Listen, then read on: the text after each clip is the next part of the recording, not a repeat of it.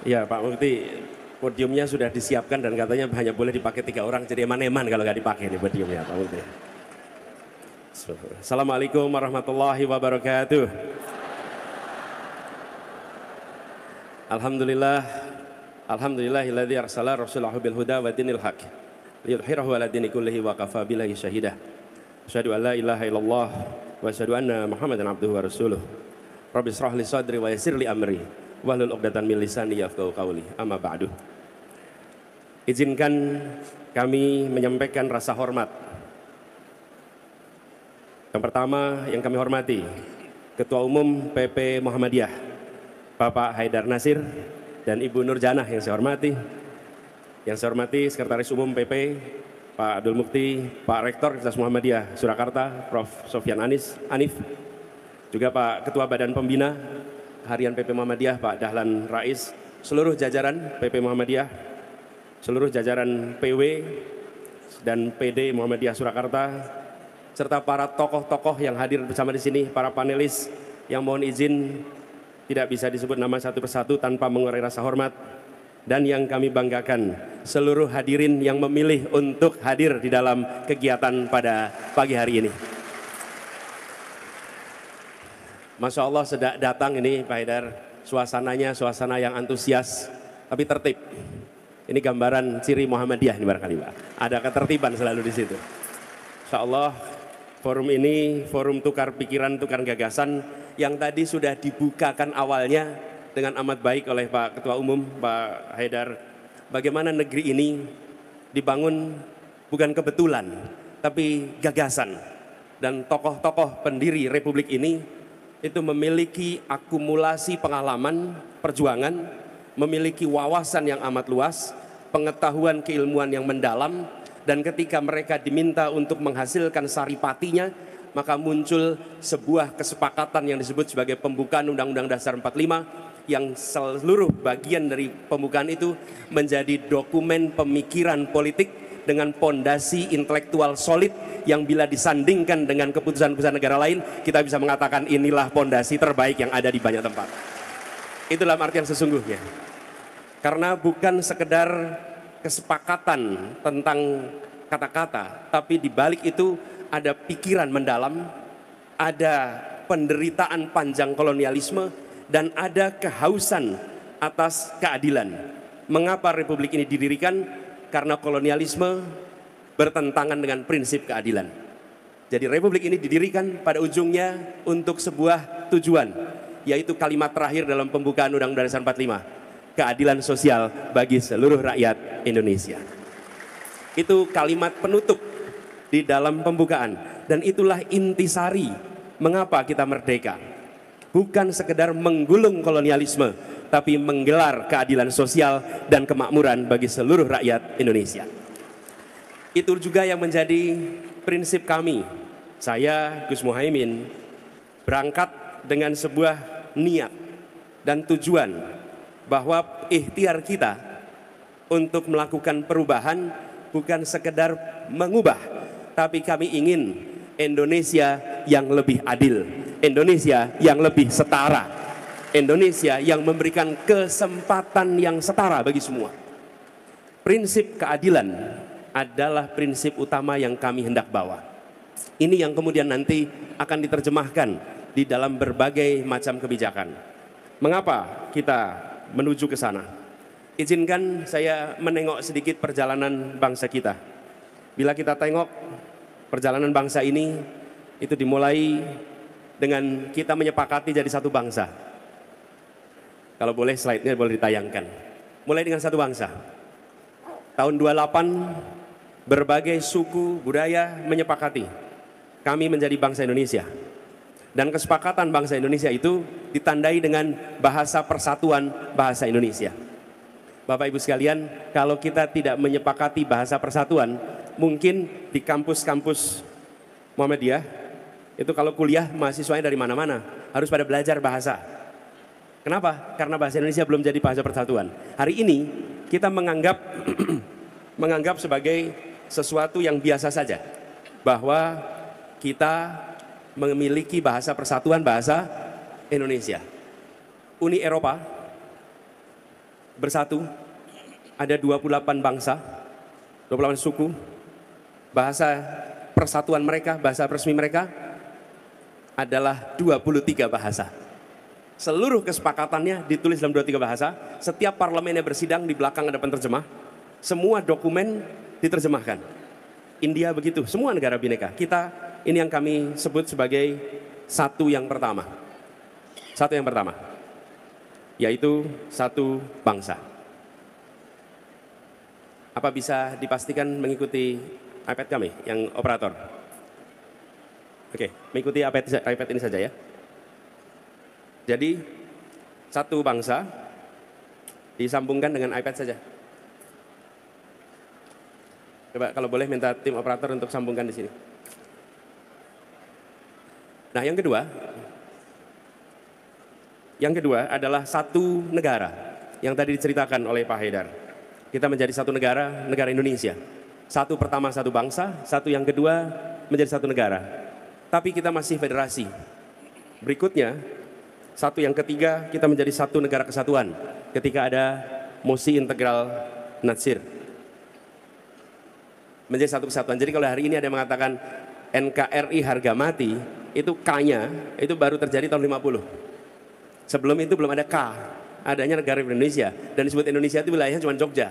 Yang lainnya adalah Indonesia Serikat.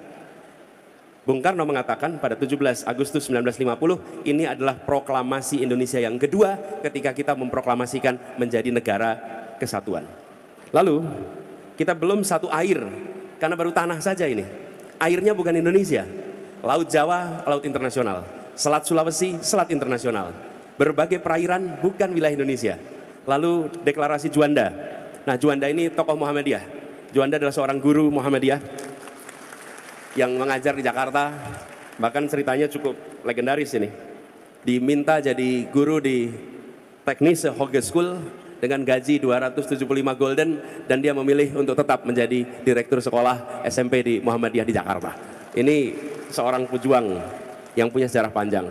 Dia mengatakan deklarasi Juanda tahun 57 diperjuangkan sampai 82 baru kita satu tanah air. Nah, PR yang berikutnya, kita ingin, ini menjadi visi kita, sudah satu bangsa, satu negara, satu tanah air, satu negara kesatuan, satu yang kelima, kita harus menjadi sebuah satu kemakmuran di seluruh wilayah Indonesia. PR kita di situ, bagaimana seluruh wilayah ini memiliki kesetaraan kemakmuran, kesetaraan kesempatan. Karena bila terjadi ketimpangan terus-menerus, maka resikonya adalah menjaga persatuan itu akan sangat sulit sekali. Sebagai contoh, saya berikan ilustrasi Bapak Ibu sekalian, betapa ketimpangan itu nyata. Pembangunan itu tentang manusia, bukan tentang infrastruktur, bukan tentang bangunan, tapi manusianya. Indeks pembangunan manusia Jawa Sumatera, perhatikan tahun 2013 69 skornya untuk Jawa dan Sumatera. Coba perhatikan Kalimantan, Bali, Nusa Tenggara, Sulawesi, Maluku, paling kanan bawah, angka 69 tahun 22. Artinya apa? Ketinggalannya satu dekade. Bukan soal selisihnya itu 4 poin, 5 poin. Mengejar 5 poin itu satu dekade Bapak Ibu sekalian. Jadi ini ketimpangan bila tidak dikoreksi, ini belum masukkan pertumbuhan ekonomi. Nanti bisa tunjukkan pertumbuhan ekonomi, lapangan pekerjaan, investasi, dan indikator-indikator lainnya. Masukkan satu aja, ketimpangan luar biasa. Bapak sekalian pasti pernah ingat balkanisasi tahun 90-an, Yugoslavia tercerai-berai. Kita ingatnya etnik konflik, itu di ujung.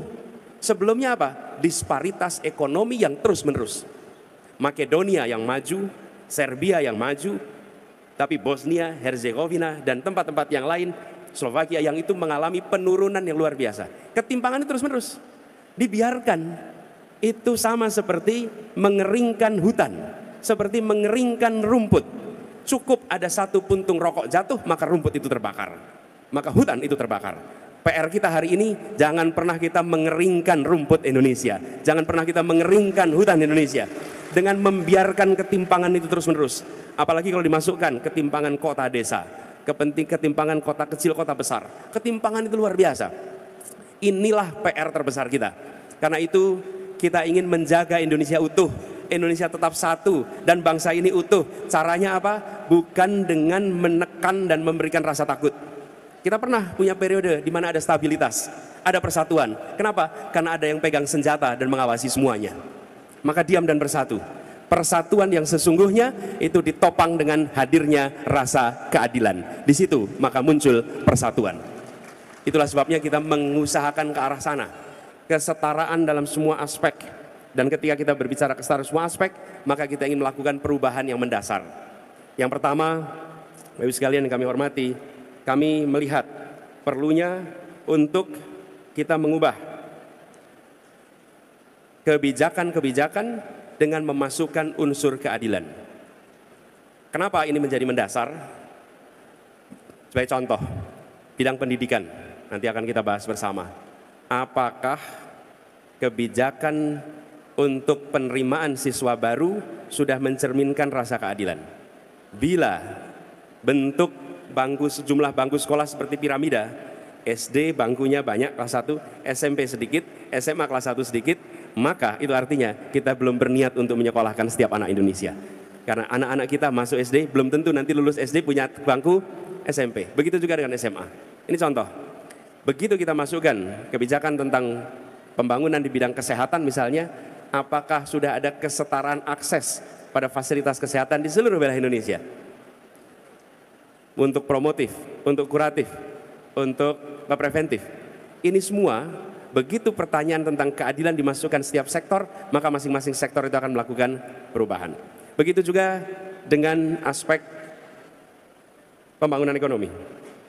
Pembangunan ekonomi kita banyak sekali berorientasi kepada pertumbuhan, bukan pada pemerataan. Dan ketika bukan pada pemerataan, maka kita merasakan ekonominya tumbuh, artinya kuenya membesar, tapi potongannya tidak merata. Kita ingin melakukan perubahan. Ya, kuenya membesar, tapi potongan kuenya harus rata dirasakan oleh semua. Dan itu artinya pertumbuhan dan pemerataan.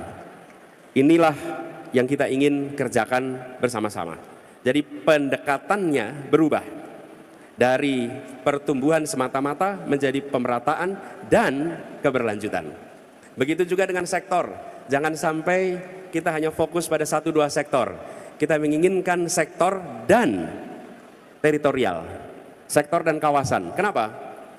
Kebutuhan pembangunan di Sumatera beda dengan di Kalimantan, beda dengan di Sulawesi, beda dengan di Nusa Tenggara, beda dengan di Papua. Jangan sampai kebijakan dari Jakarta tidak memasukkan kebutuhan per kawasan, tapi kebijakan yang sama untuk seluruh wilayah. Ini Pak Moderator dan para panelis yang kami hormati, akan tampak dalam visi misi. Di antara kami bertiga sebagai pasangan calon, hanya visi misi kami yang membelah menjadi 2, per sektor dan kawasan. Apa agenda untuk Sumatera, apa agenda untuk Kalimantan, apa agenda untuk Jawa, apa agenda untuk Nusa Tenggara, apa agenda untuk Papua. Sehingga tiap daerah memiliki prioritasasi pembangunan yang disesuaikan dengan kebutuhan daerahnya. Sudah terlalu lama kebijakan kita ini simetris, disamakan seluruh wilayah, seakan-akan Indonesia itu homogen. Indonesia itu kebutuhannya bervariasi. Masukkan unsur bineka di dalam ikanya kebijakan kita. Dengan begitu kita akan menyaksikan sebuah pembangunan yang setara di seluruh wilayah. Lalu pendekatan top down menjadi pendekatan kolaborasi gotong royong. Memiliki kewenangan bukan berarti memiliki pengetahuan. Memiliki kewenangan bukan berarti memonopoli peran. Sebagai ilustrasi, di tahun 50-an, 60-an, 70-an, peran negara itu sangat besar. Mengapa? Karena pelaku non-negara belum besar. Masih kecil. Karena itu kita mengandalkan peran negara. Di bidang pendidikan saja, semuanya peran negara. Tapi sekarang, non-negara itu makin hari makin besar. Lihat saja kampus Muhammadiyah sekarang ini. Dari Perserikatan Muhammadiyah saja. Ini kalau saya lihat datanya nih. Kontribusi Muhammadiyah ini, coba lihat. 112 rumah sakit, 5.300 sekolah, 172 perguruan tinggi, 440 pesantren. Ada 1.200, ini apa? Ini civil society. Kalau negara hanya membayangkan kemajuan itu lewat tangan negara, salah. Kemajuan adalah kolaborasi antara kekuatan negara dan unsur-unsur civil society. Kolaborasi. Jadi beri kesempatan yang sama. kebijakan kita tentang pendidikan dibedakan antara negeri dan swasta. Semuanya mengajak anak-anak kita, semua mendidik anak-anak kita, semuanya dari keluarga-keluarga Indonesia. Sudah saatnya disetarakan kebijakan kita, disetarakan fasilitasnya. Nanti sekolah umum dan madrasah, sekolah agama, lagi ada bedanya. Bapak Ibu sekalian, sudah cukup di sini. Kami mulai kemarin di Jakarta. Di Jakarta itu penerimaan siswa baru digabung antara sekolah negeri dan sekolah swasta. Menerimanya bersama-sama dalam satu sistem penerimaan siswa baru. Kenapa? Kami ingin kirim pesan kepada semua. Ini adalah sekolah milik negeri Indonesia. Bahkan sebagian sekolah-sekolah itu sudah ada sebelum Indonesia merasakan kemerdekaan. Kenapa kita jadi diskriminatif? Nah, kita ingin kolaborasi. Dulu memang iya negara yang mengambil posisi besar. Kenapa? Karena civil society belum kuat. Hari ini tidak. Hari ini begitu besar. Ini contohnya amal usaha Perserikatan Muhammadiyah. Amal usaha Perserikatan ini luar biasa. Bagaimana kebijakan kita tentang rumah sakit antara swasta dan negeri? Coba lihat. Sudah saatnya disetarakan kebijakan-kebijakan itu semua. Jadi Bapak sekalian yang kami hormati, prinsip ini yang kemudian diturunkan di semua kebijakan yang insya Allah akan dibuat. Lalu yang tidak kalah penting, kami merasa perlu untuk mengembalikan kegiatan demokrasi kita untuk bisa kembali. Indonesia hari ini mengalami kemunduran. Kemunduran di dalam kegiatan kenegaraan dan demokrasi. Indeks demokrasi kita turun dari 2015 ke 2022. Indeks kebebasan pers turun. Indeks persepsi korupsi turun. Karena itu kita akan berencana insya Allah bisa mengembalikan agar integritas menjadi prioritas utama di dalam menjalankan pemerintahan. Mengembalikan integritas jadi pegangan. Bapak Ibu sekalian, kenapa para anggota BPUPKI itu menyepakati untuk mendirikan negara dan seluruh rakyat Indonesia memilih untuk ikut? Para sultan, para sunan, para raja di seluruh Indonesia mengatakan kami ikut. Karena mereka melihat pendiri-pendiri republik ini adalah orang-orang berintegritas yang melampaui kepentingan dirinya sehingga mereka dipercaya secara tanpa syarat. Kepercayaan tanpa syarat. Dan kepercayaan tanpa syarat itu membuat apa? Semua mau memberikan apa saja. Apa saja. Bapak Ibu sekalian, kita yang di Jawa Tengah ini, Jogja, Jawa Tengah merasakan karena revolusi fisik terjadi di tempat ini. Apa yang terjadi? Semua orang menyumbangkan apa saja. Ada yang menyumbangkan nyawanya, ada yang menyumbangkan uangnya, menyumbangkan hartanya, apa saja. Kenapa? Karena mereka tahu ini didirikan dengan tujuan mulia oleh orang-orang yang berintegritas. Kita harus mengembalikan integritas itu. Ini cerita pengalaman pribadi. Saya di Jogja, itu rumah saya Jalan Kaliurang, sering ke perpustakaan. Ada perpustakaan Islam di Mangkubumi sama perpustakaan KR. Waktu itu sering ke dua tempat itu. Dulu Pak Amin Mansur di situ, Allah yarham. Lalu pinjamnya apa? Buku-buku biografi. Biografinya Agus Salim, biografinya Sahrir, biografinya tokoh-tokoh itu semua. Dan orang tua kami selalu bilang, Anis, ini adalah contoh-contoh. Jadikan mereka teladan, jadikan mereka teladan. Saya sekarang itu berpikir, itu nama-nama yang disebut itu kalau hari ini ditanya profesinya apa ya? Kalau ditanya profesi, maka jawabannya profesi mereka itu politisi. Politisi. Tapi tidak ada keluarga-keluarga di Indonesia yang memandang mereka sebagai orang yang tak terhormat. Tidak ada keluarga-keluarga yang menganggap sebagai rendah. Kalau mereka muncul, mereka katakan jadilah kalian seperti dia. Contohlah dia. Kita ingin mengembalikan agar dunia politik kita menjadi dunia yang dicontoh oleh keluarga-keluarga di seluruh Indonesia. Kenapa? Karena berintegritas, melampaui kepentingan dirinya. Nah ini yang kemudian PR besar. Kita menghadapi persoalan korupsi yang cukup serius. Karena itu komitmen untuk memberantas korupsi tidak bisa dimulai di tengah. Itu harus dimulai dari yang paling atas. Karena ketegasan dari atas akan menular terus ke bawah. Tidak ada ketegasan yang merembes dari bawah ke atas. Ketegasan itu merembesnya dari atas ke bawah. Tidak ada yang terbalik. Bila di atasnya tegas, ke bawahnya tegas. Bila di atasnya kompromi, ke bawahnya akan kompromi. Inilah prinsip. Karena itu kami melihat ini salah satu prinsip yang penting sekali. Yang kedua, sekalian, mensinkronkan antara apa yang dikerjakan di pusat, di provinsi, di kabupaten kota. Dengan adanya pemilihan tingkat daerah, dengan adanya otonomi daerah, kebijakan pusat sering tidak sinkron. Kenapa terjadi? Saya pernah merasakan jadi kepala daerah. Kalau saya ditanya, pernah tidak dapat perintah dari pusat untuk memperbaiki kesehatan? Tidak pernah. Pernah tidak dapat perintah untuk memperbaiki pendidikan? Tidak pernah. Pernah dapat perintah untuk memperbaiki soal kesehatan ibu? Tidak pernah. Jadi kalau ada gubernur, wali kota, bupati memikirkan soal ibu hamil, maka bupati, wali kotanya itu yang peduli. Bukan karena ada direction dari pusat. Ke depan itu diubah. Harus ada guideline dari pusat untuk semua isu yang harus dikerjakan oleh seluruh daerah. Kenapa? Karena pusat mengirimkan dana transfer. Dana transfer dikirimkan tapi tidak diiringi dengan tuntutan kinerja. Apa yang terjadi? Dana transfernya diterima, tapi di jalan tidak dilaksanakan program-program untuk kesejahteraan rakyat. Insya Allah dengan seperti ini maka sinkronisasi itu akan terjadi. Integritasnya ada, sinkronnya ada. Insya Allah ini akan membuat aliran APBN kita, APBD kita dirasakan lebih baik untuk seluruh masyarakat Indonesia. Boleh diaminkan. Boleh diaminkan. Baru kali ini amin diaminkan. Nah, kemudian sekalian, kita menyaksikan juga bagaimana kebebasan dalam demokrasi mengalami penurunan. Kritik justru dibutuhkan dalam sebuah pemerintahan. Karena kritik itu akan mencerdaskan masyarakat dan kritik itu akan memaksa pembuat kebijakan untuk selalu mengkaji mana yang lebih baik. Karena adanya hujanan kritik. Tapi ketika kritik itu mati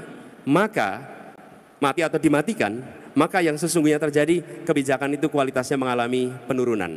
Jadi kami memandang kebebasan ini menjadi salah satu hal yang penting untuk dikembalikan, bahkan kebebasan pada rakyat secara umum. Jangan sampai menyebut Indonesia dengan istilah Wakanda, dengan istilah Konoha, hanya karena kita tidak berani menyebut nama Indonesia, karena khawatir ada undang-undang ITE yang memprosesnya. Insya Allah undang-undang yang membelenggu kebebasan itu yang akan direncana untuk direvisi di kedepannya. Bapak Ibu sekalian yang kami hormati, kami melihat juga pentingnya untuk bisa mengembalikan kewibawaan bernegara dengan menjunjung tinggi prinsip-prinsip etika politik, etika bernegara yang kita saksikan akhir-akhir ini mengalami erosi. Komitmen itu harus dijaga, dan itu artinya menjaga agar kepentingan-kepentingan non-negara jangan sampai mendominasi keputusan-keputusan yang diatur oleh pemerintah. Dalam bahasa sederhana, teknokrasi yang akan memimpin proses, baru kemudian keputusan politik, baru kemudian pasar mengikuti. Bapak Ibu sekalian kami hormati, itu saja sebagai pengantar untuk diskusi pada pagi hari ini. Insya Allah nanti kita berdialog, nanti dalam dialog kami sama-sama dengan Gus Muhaimin untuk merespon, menjawab apa yang nanti akan disampaikan oleh panelis. Terima kasih atas kesempatan perhatiannya. Nasrul minallah, fatun qorib. Assalamualaikum warahmatullahi wabarakatuh. Waalaikumsalam warahmatullahi wabarakatuh. Terima kasih Mas Anies atas paparannya, dan alhamdulillah beliau